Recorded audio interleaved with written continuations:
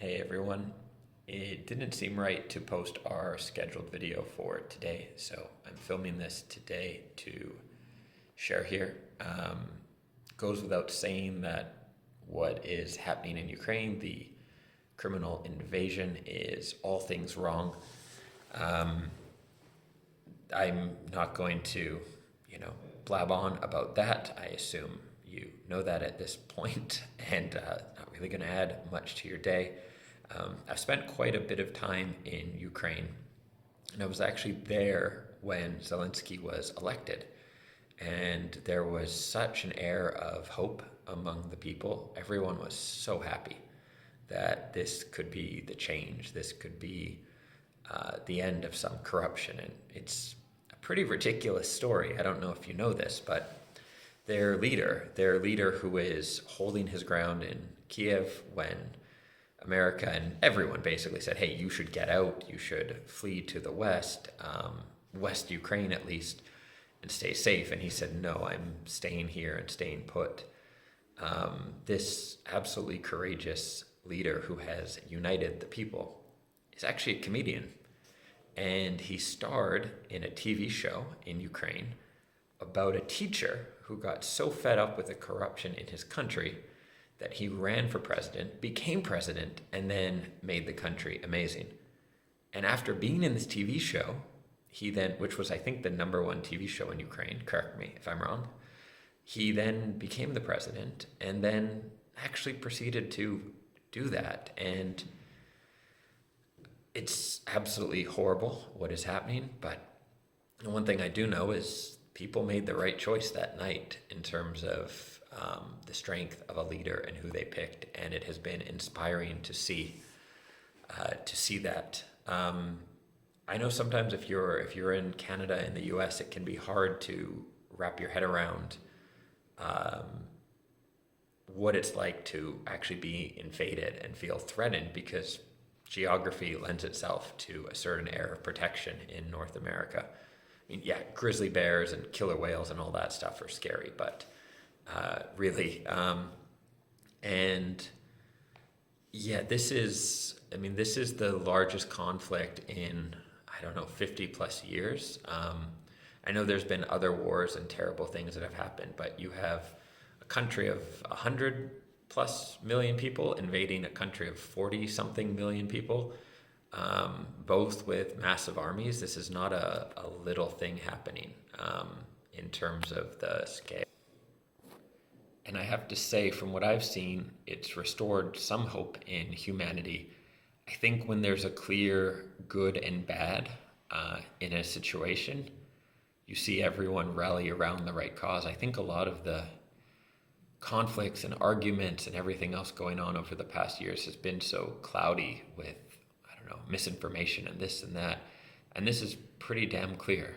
And what's been happening in Europe, at least, has been heartwarming around an otherwise terrible situation.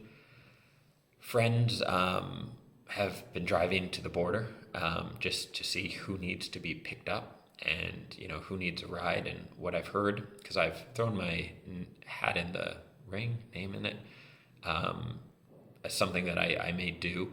And all accounts so far is that there are more Europeans driving to the border, waiting there with no one specific to pick up, just wanting to be helpful, than there are people crossing the border.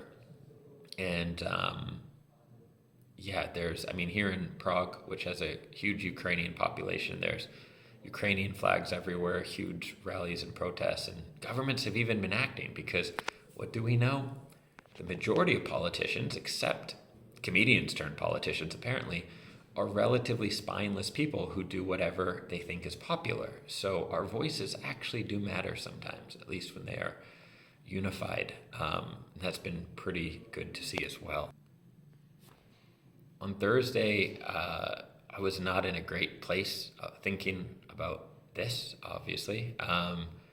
And it's not that it isn't equally horrible now, but there's a lot to be hopeful for, ranging from the Ukrainian military's performance to the unity of the people to the worldwide outreach and support. And that's pretty great to see.